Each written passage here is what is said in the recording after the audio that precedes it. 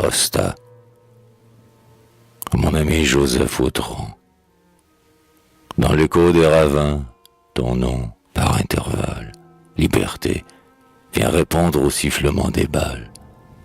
C'est le cri des vaincus qui vont mourir pour toi, et leur dernier soupir atteste encore leur foi. Vas-tu, dans leur tombeau, dormir enseveli? Seule beauté que Dieu refuse à l'Italie. Muse qui pourrait seule, en indigne réveil, achever sur son front l'œuvre de son soleil. Liberté, le teuton, dans sa morne insolence, sur la terre des arts plante à nos yeux sa lance. Et nous, ici, tout près d'absoudre le destin, ne sentons pas frémir notre vieux sang latin. Italie, oh, pardon, le poète est sans armes, mais il t'aima d'enfance et t'offre cette larme. Il se doit aux vaincus, à tes nobles revers.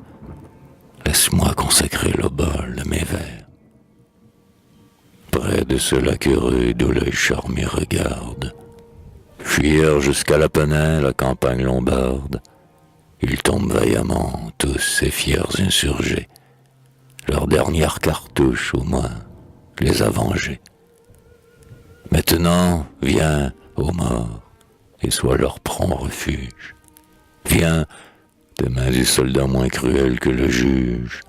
Viens, épargne aux vaincus les lenteurs du bourreau, ou l'infernale nuit du carcéré du roi.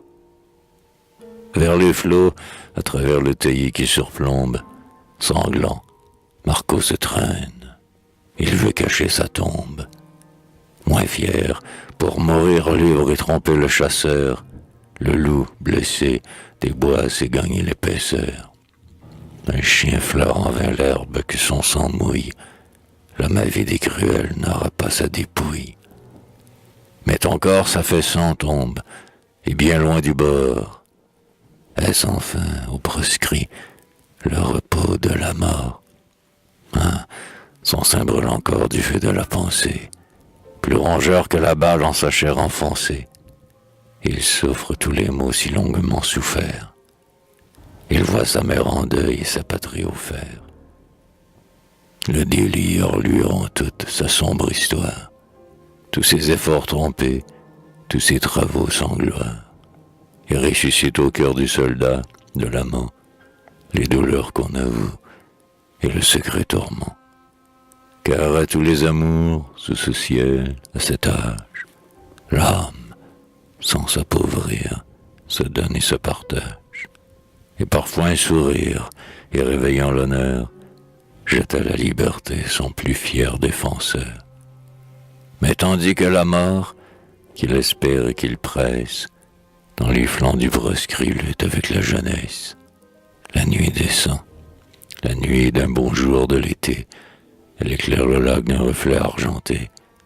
Près des flots étoilés, dans la forêt plus sombre, elle étend sur Marco le voile de son ombre et verse avec l'air pur, soufflant des monts alpins, dans le son du blessé, la saine odeur des pins.